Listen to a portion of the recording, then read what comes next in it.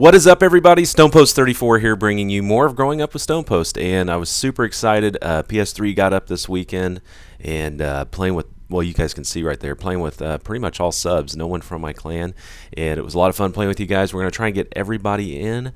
My Xbox is not full on my friends list. My PS3 friends list is full. So I'm going to try and cycle through that, I think, every Saturday, because we've talked about doing Sub Sunday, which we did yesterday, played with a lot of subs. So I think on Saturday or Sunday morning I'm going to go through and just kind of filter it out. So if you're looking to play with me, send me a friend invite Saturday or Saturday night, Sunday morning, somewhere in that time, and we'll get you guys in. You guys are a blast to play with. You guys are really good, and I told some people in the lobby, I'm like, I think anybody who will actually watch a Call of Duty video is pretty good. So thank you guys for playing with me, and I had a lot of fun with you. So anyway, hey, want to let you guys know too, if you want to know where I'm at, Xbox or PS3, what night, follow me on Twitter. There will be a link down in the description. Follow my Twitter account, and we can play together. I'll just let you know. I'll just tweet out, I'm on PS3 at 8:30 tonight, or I'm on Xbox at 8:30 tonight, and so that way we can play together. So anyway, getting back to Growing Up with StonePost, I've getting a lot of great feedback about the series, so here we go. When I lived in Chicago, we lived in the suburbs outside in Naperville, and a lot of people ask me, are you religious? Because some of my insight into lives. I grew up in a religious family. I'm not uber religious. I believe in a God. I believe in an afterlife, so I guess that makes me religious. But I'm not. I don't go to church every Sunday.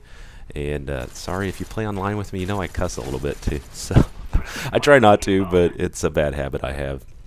So anyway, we lived in Chicago, went to this church that had a really cool pond. It was like on 40 acres. It was out in the middle. Well, it was out in Wheaton was the town.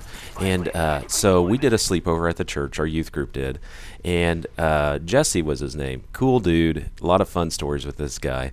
But he decided he had a bunch of BB guns. My parents wouldn't let us have guns, but had a bunch of BB guns and decided we were going to bullfrog hunt at this pond at our church. So we strapped up all these flashlights right on top of the BB guns, because when you get the bullfrogs, if you've never hunted bullfrogs, you shine a light in their eyes and that paralyzes them. So we tape these flashlights to the BB guns, and you could literally walk right up to them and point the BB gun and the flashlight at them and pop them. But the problem is, when you pop them, they jump. So it's a catch-22. So you're trying to catch them, you're trying to shoot them, and then anyway. So long story short, we probably bagged 30 of them, and so we went down to the kitchen in the basement of the church and cooked them up. Well, we cleaned them outside actually. And then we cooked them up. And I don't know if you've ever cooked frog legs. It is true, they do jump in the frying pans. And it is also true, they taste like chicken. So we did that. Here's the funny part of the story.